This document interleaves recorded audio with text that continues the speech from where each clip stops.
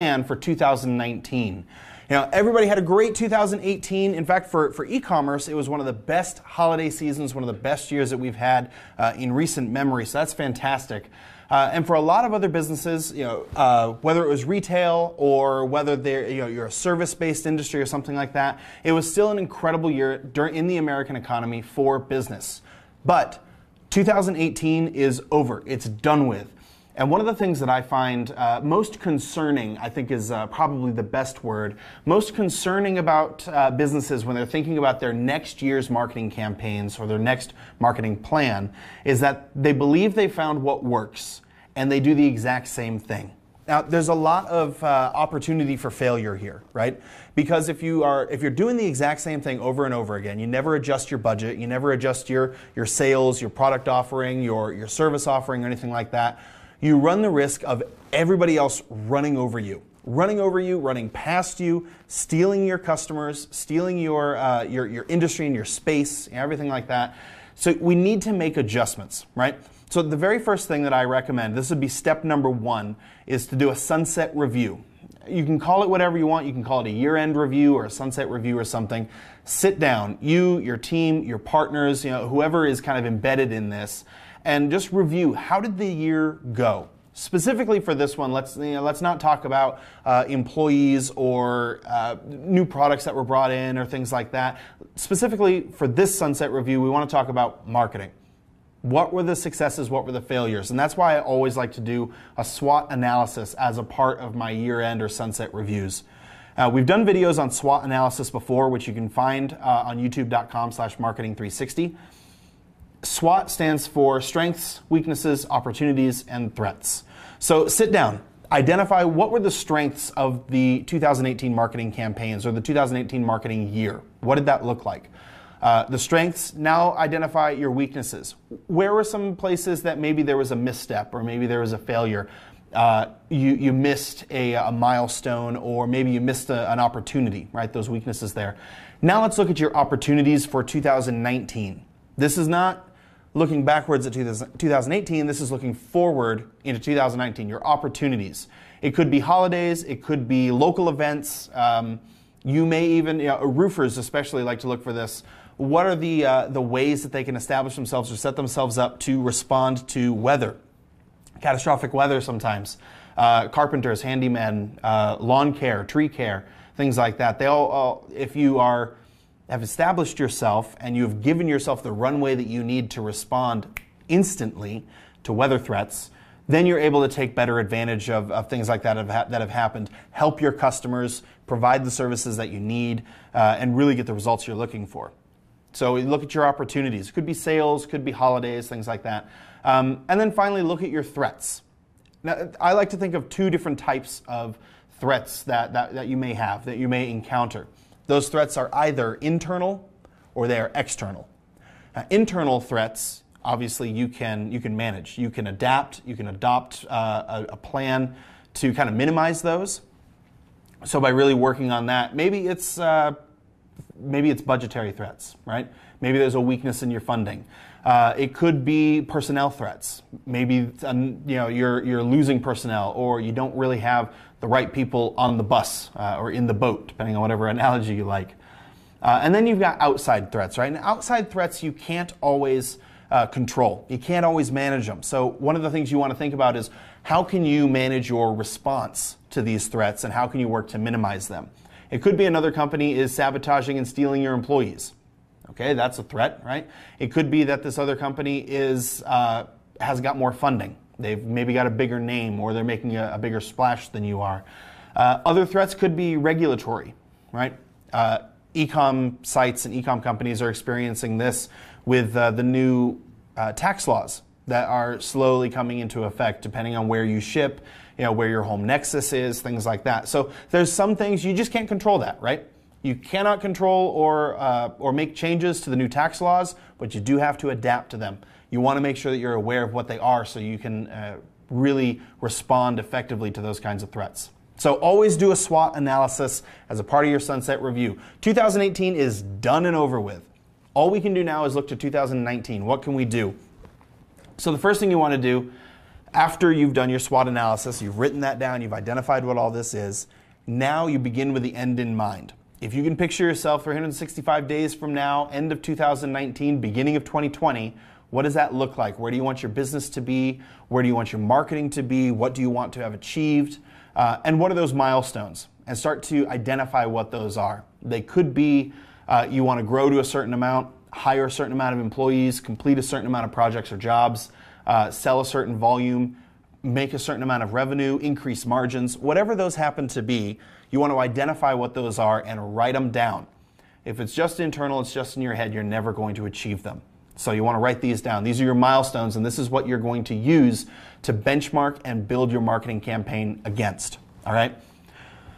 Next step, analyze what your competitors and your industry are doing. Because let's be honest, everybody is doing this. It's January. You may be watching this video a little bit later, but it's January right now. And people are either A, going to the gym, or 2, they're coming up with a marketing plan to put you out of business. Those are the only 2 options, right? So you need to take this time and find out what are they doing or what did they do, and see if you can project or kind of identify what you believe they're going to do for the remainder of this year.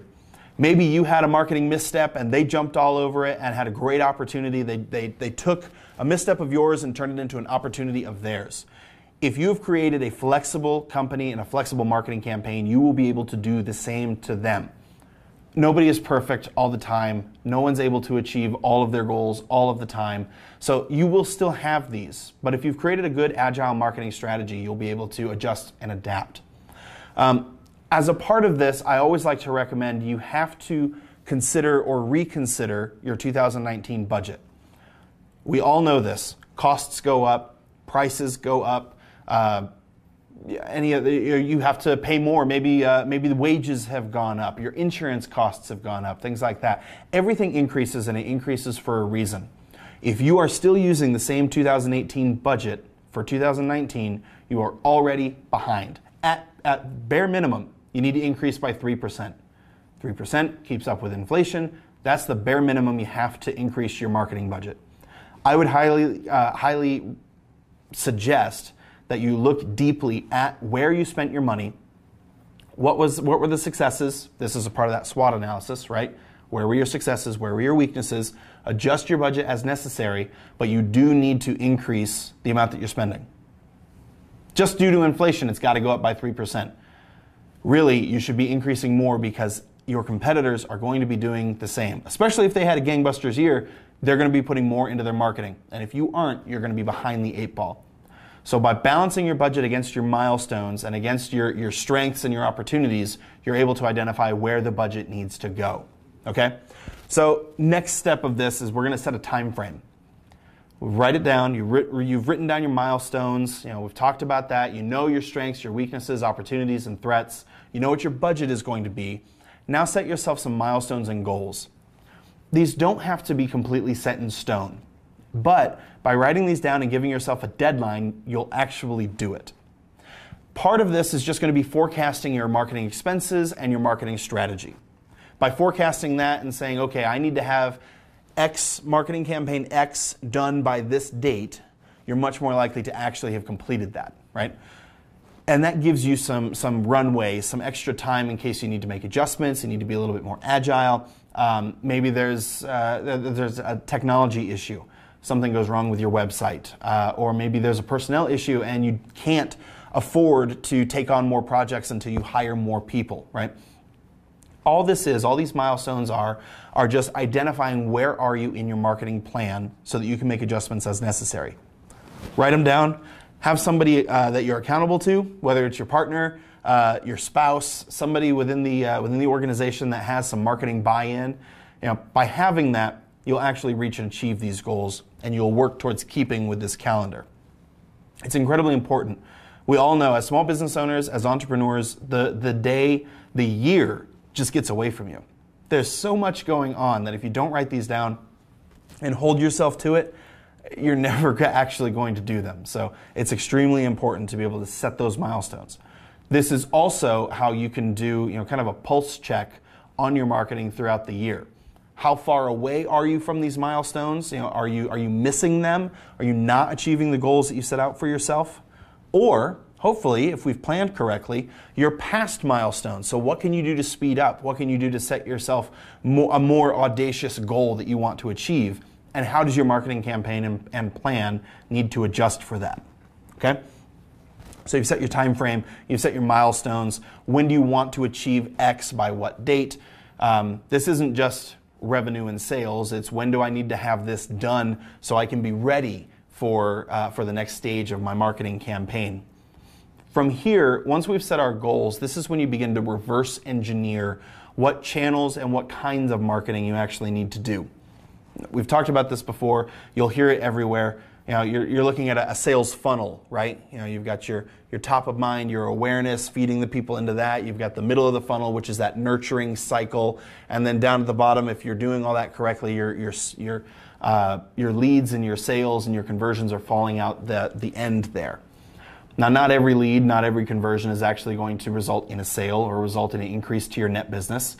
But that's where the nurturing comes in, and you continue to feed that nurturing funnel, and you've got your sales coming out there.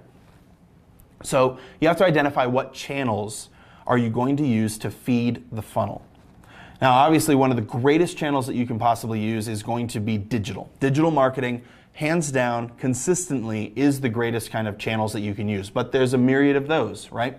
We can talk about paid advertising. You know, if we're talking about Google or Bing, YouTube, all of those would be that paid advertising there. You can look at your social advertising, whether that's social media management, you're posting and engaging with your follower group, or if you're doing social media marketing, Facebook, Instagram, Twitter.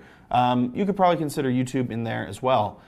Any other social network that makes sense for you and your business. You know, maybe your demographic demands that Snapchat is a part of your marketing mix, or maybe you're a little bit more B2B, so LinkedIn is something that you need to consider. By identifying the different channels that you need to utilize and the channels that work best for your industry and your organization, that's how you can start to identify your budget. By planning out these different channels, you can say, okay, here is my initial lead feed, essentially. You're feeding leads into the top of your funnel. And a lot of that is going to be a little bit of that brand awareness. That's going to be clicks through to your website. That's going to be retargeting. It's going to be a bunch of those different kind of higher level aspects of the marketing, because all you're doing is you're feeding leads and conversions. Then you consider your channels that are going to be for that nurturing. And if I'm thinking about it, I would say that retargeting is probably going to be a little bit more in that nurturing aspect. You know, we all know the marketing law of 7. A user or a customer needs to see your brand or interact with your message at least 7 times before they'll actually convert. Sometimes you get lucky, sometimes you get those first-time conversions, but I would say, what are we looking at? 97% of time, I think is the statistic. 97% of time people do not convert the very first time they interact with your brand. If you're doing well, you'll get 3% in conversions, and then you've got 97% that you already paid for that now you need to nurture. And you can use these different nurturing channels like YouTube videos. Absolutely excellent way to communicate with your customers, communicate with future customers about what they can expect. Training, tips, techniques, unboxing, showing off products, showing services. Pinterest is a really incredible way to showcase where you can go, right? So it's all about DIY. It's all about learning how to do new things or getting inspired, right? Everybody, a lot of people have these Pinterest boards that are just inspiration boards. So you should have an inspiration board, again, depending on your market. If you're a landscaper, have an inspiration board.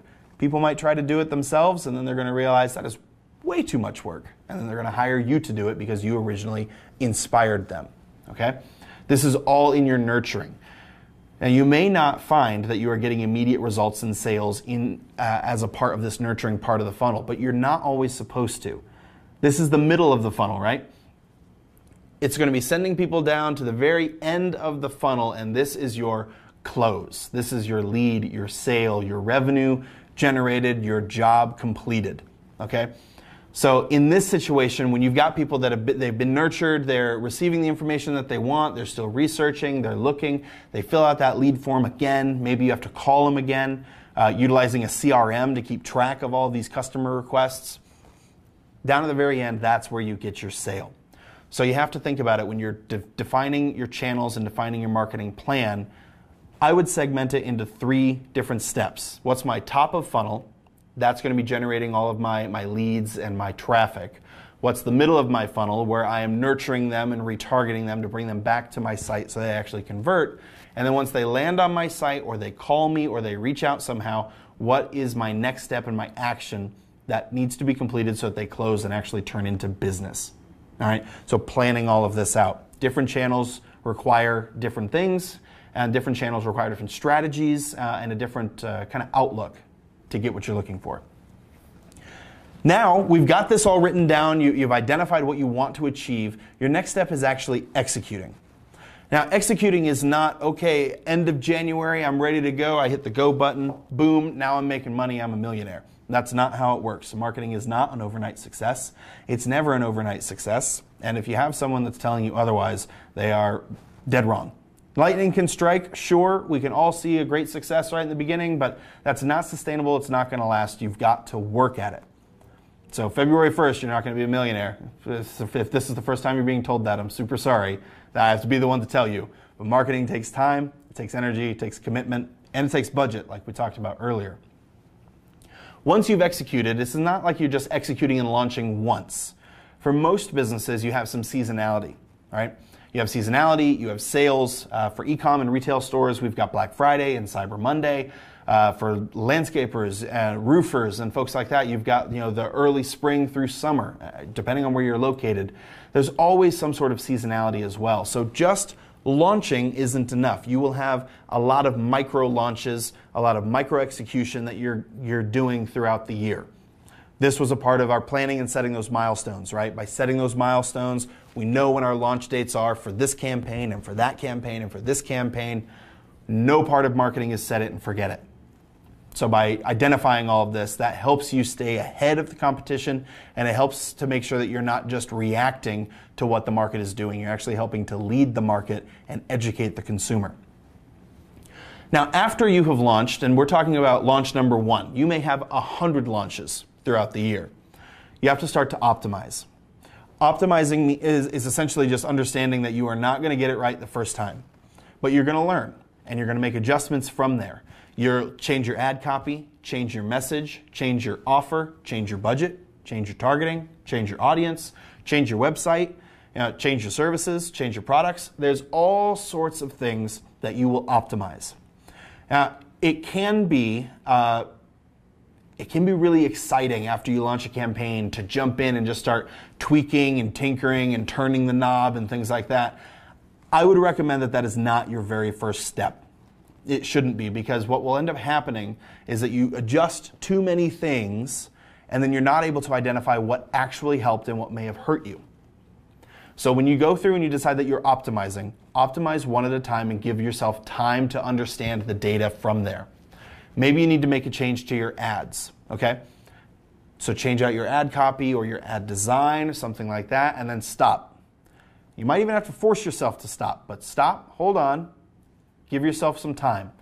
Depending on your budget and depending on the amount of interaction your ads get, how wide your audience is, how globally effective or globally interested or interesting your product is, things like that.